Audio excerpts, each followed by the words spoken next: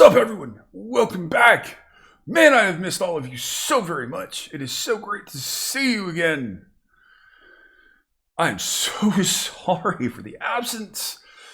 Last videos I did were 2 and 3 July. God, that feels like a while ago. I said in the Coffee with Baldman video that something might have been coming up, and I didn't mention it because I didn't know for sure, but unfortunately, as some of you know, I caught the Coof.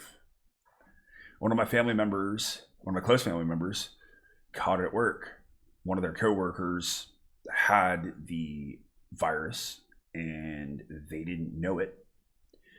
And they weren't sent home from work, even though they had some symptoms, and they got a longer test and still, instead of the test where you get the results in the day, like my family member did, like I eventually did. So they were already in the infected period, and unfortunately my family member caught it. Being around them, it was possible that I might have had it. I wasn't feeling too bad when I shot the videos. I wasn't really noticing for too much of a difference. Last video I did was the Converge review from Needle. And then the next day, that Saturday, July 4th, I started to feel a little tightness in my chest. I figured, just working out. You know, I worked out really hard this week, so that's probably got to be it. And we also had the African death dust going on, so I figured that might be part of it. Then I started getting a little bit of shakes, and not shakes, but aches. But then my family members told me, hey, I'm feeling pretty beat up with this stuff. I'm going to get tested Monday. And sure enough, they tested positive. And at that point, I think it was kind of a foregone conclusion that I was going to wind up with it. But I didn't want to say anything at the channel until I found out for sure. And I was scheduled to get tested 2 days later on Wednesday, the 8th of July. And Tuesday, I felt like I got hit by a tank. It just smashed me about as hard as I could have imagined. Aches, pains, heavy, weighted, tired, just dizzy and incredibly exhausted feeling, sore throat, feverish without having a fever. And I went to bed early. The next morning when I was supposed to get tested, I almost didn't get out of bed. I was wiped out. 3 blankets on top of me. My lovely, lovely boy Sammy cuddling up next to me, and that dude is a small space heater. Luna cuddled up on me. I've got 100+ pounds worth of space heaters curled up on me, and 3 blankets and a knit cap, like a ski cap.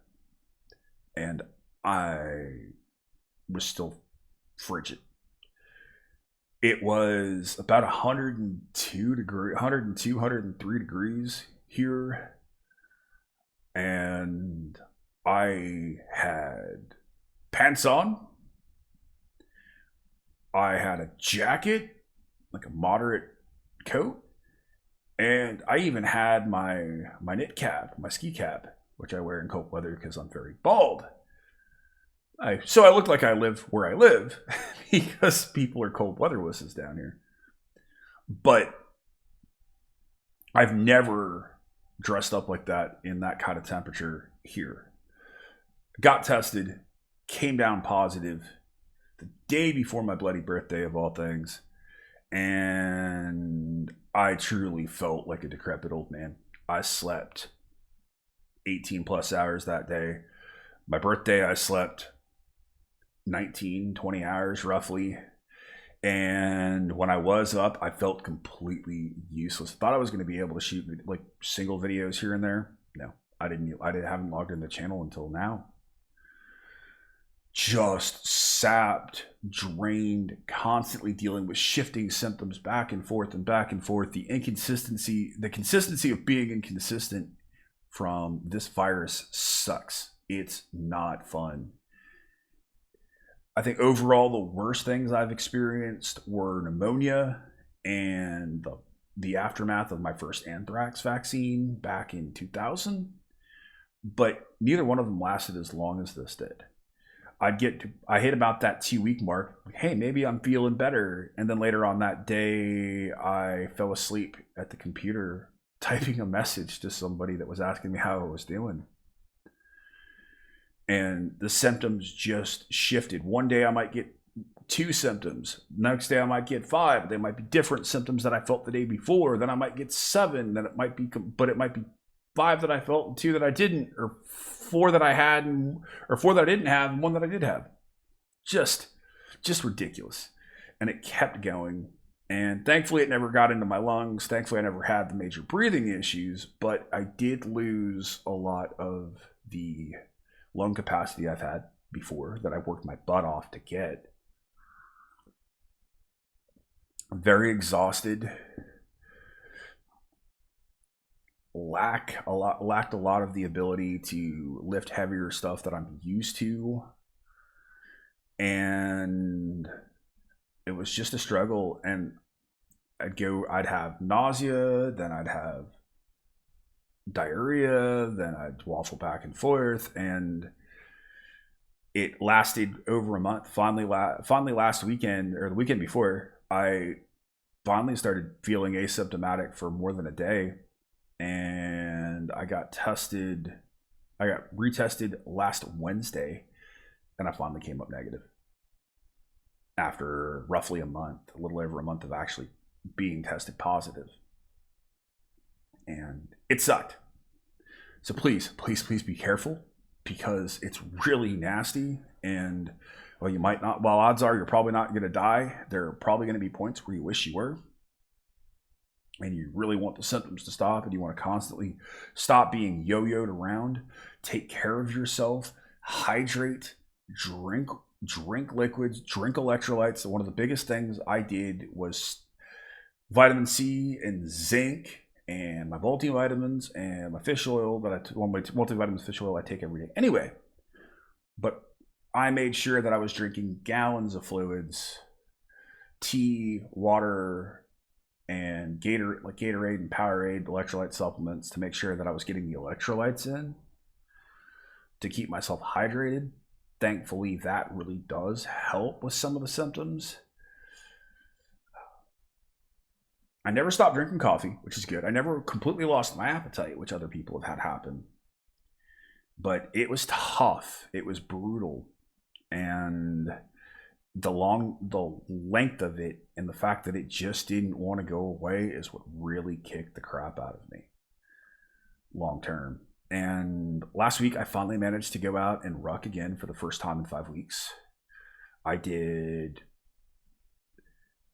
roughly a 5K, which is like 3.2, 3.3 miles, 3.1, something like that. And I did it with a 19 kilo ruck, or roughly 40 plus pounds. And I did it quick. I didn't lose that, which is good. I was averaging roughly 15 minutes a mile, which is about where I want to be. But I did feel the hit in my lungs afterwards. I did feel a little bit more sore than I should have with the pack weight. Going to the gym, I finally got 2 days in the gym last week, Thursday and Friday, and it took all weekend to recover. I don't have it. I don't have the lung capacity that I'm used to. I'm still feeling those after effects. It's still hard for me to talk, like my throat. I still feel like I need to constantly have something warm in my throat, either tea or coffee, or tea with honey and just black coffee. It's hard for me to talk longer periods, especially when I'm trying to do a video. So I'm still working on that, and I'm still trying to get back to shooting longer content. But I do want to start getting more stuff up for you guys. And I'm just happy to be back. I'm happy to be talking to you. I'm happy to be ready to interact on the channel again. But it's been tough. So I'm so sorry I've been gone.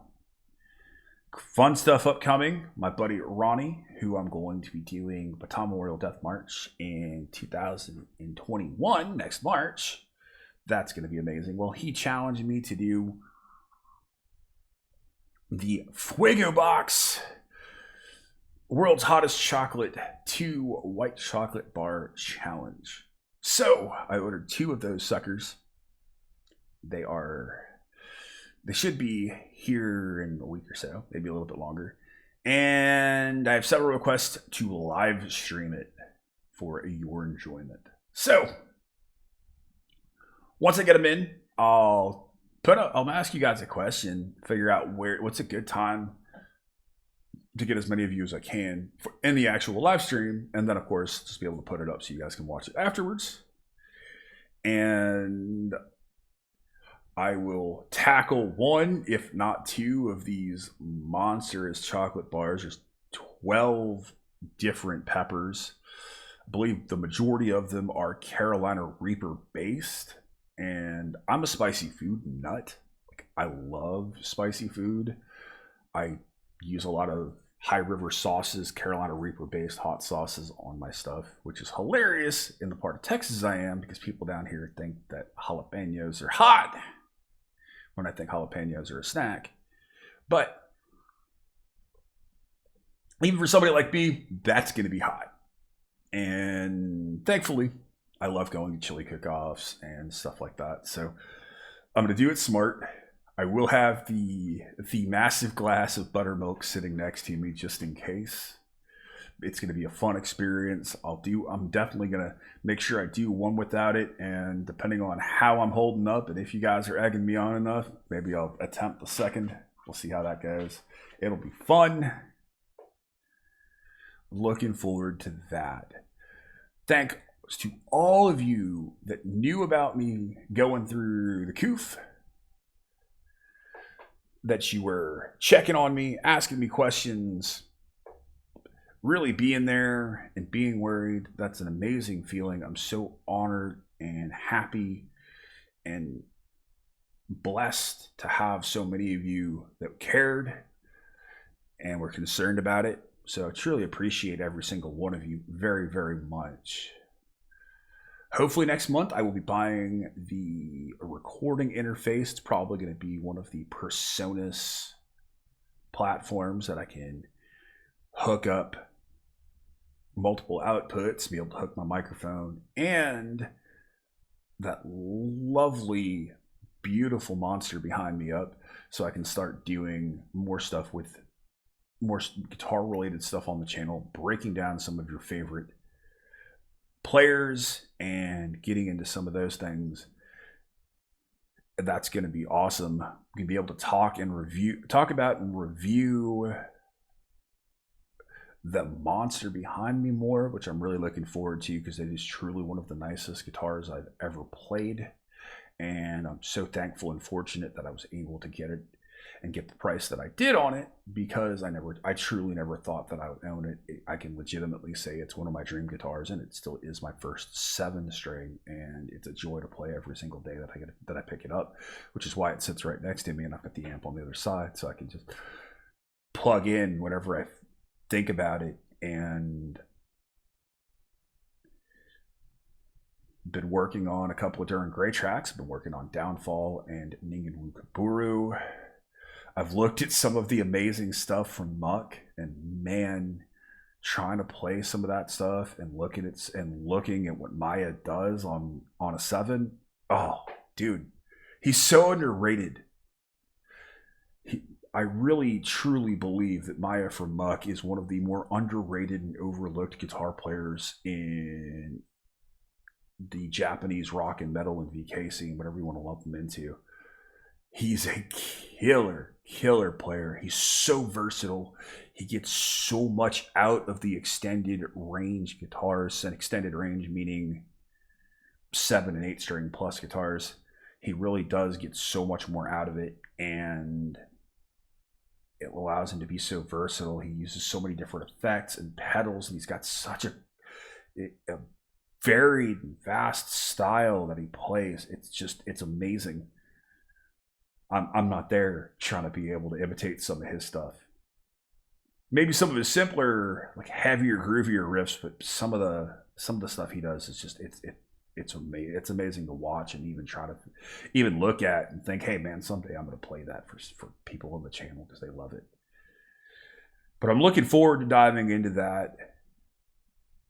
looking forward to talking more about the 7-string itself. I'm so happy, and it sits there every day. So every time I walk into the room, I see it, and I just want to play it. Biggest thing with something that you want to do, to be inspired by it, is have it in eyesight, so it encourages you to grab onto it and want to do something with it. Really can't wait to talk about that. Do that in another video. I might do that next week's A Coffee with Baldman, because I don't want to make this too long. I want to thank my Patreons for being so patient. I want to thank the bands and all the amazing people I have that I'm in contact with on a daily basis through Facebook, because I'm really honored to have a lot of fantastic musicians and band members that I talk to, that I've forged relationships with, that help me with gear questions and recording questions. It's stuff that I need to know. I've got so many fantastic resources, and I also get blessed with, hey man, what do you think of this? Can I get your thoughts on it? This is something we just came up with in the rehearsal space.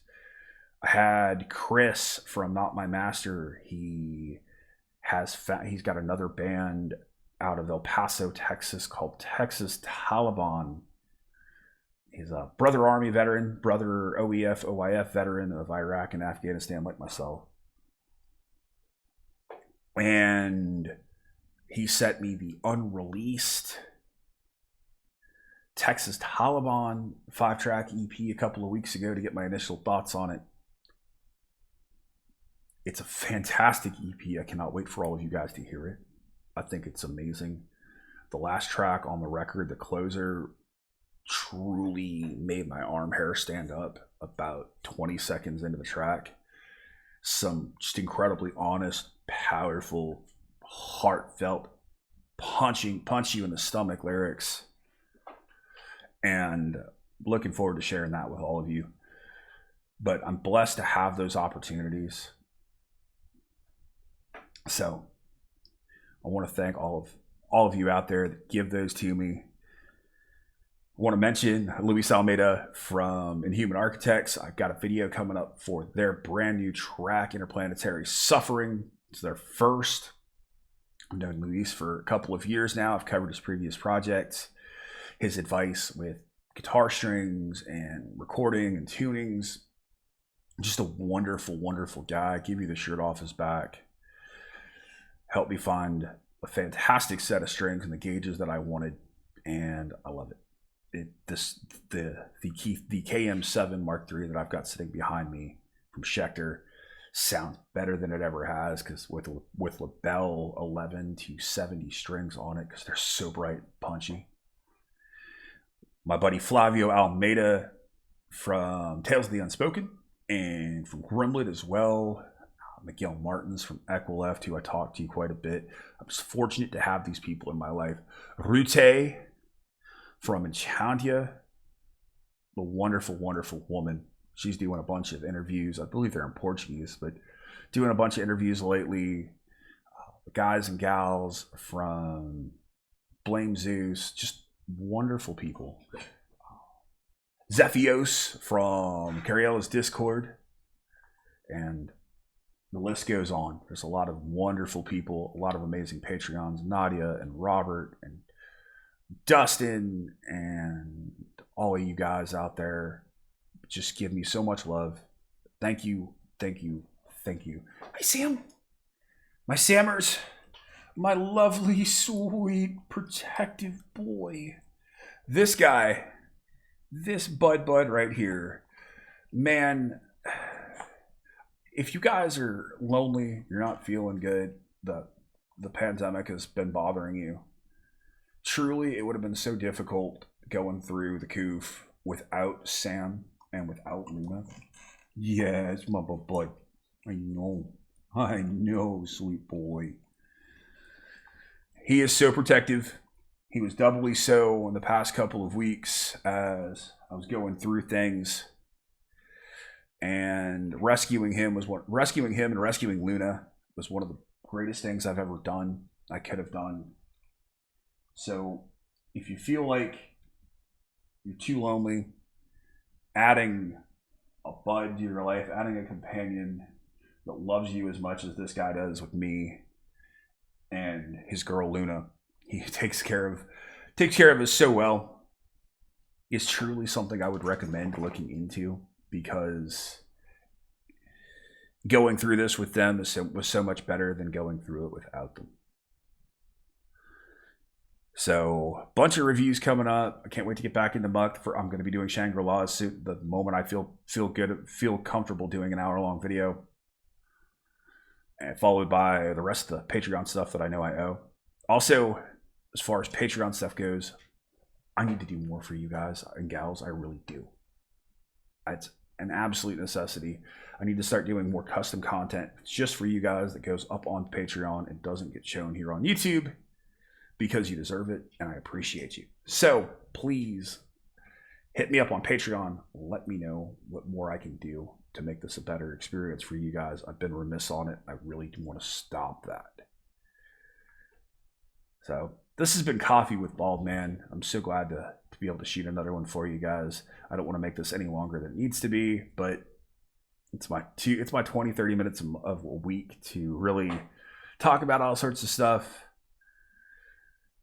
Certainly got some opinions to share for next week as well, and I can't wait to get there. Thanks, guys. I love you. I hope you are all doing well as best as you possibly can out there. Please stay safe. Please be well. Please be careful and understand that this whole thing really isn't a joke. I thought it was going to be less than it was until I got it, and now I'm fortunate. I know people that haven't come out of it and are unfortunately no longer with us. So take care and be safe. And just remember that as bad as it is, this too shall pass. So, as always, I want to thank law enforcement, military, veterans, and first responders for what you guys do every day all around the world. We appreciate you. It doesn't get said enough, but it should. As always, guys, you've been awesome. I have been Baldman. I'll see you in the next one. Be excellent to each other and keep it banging.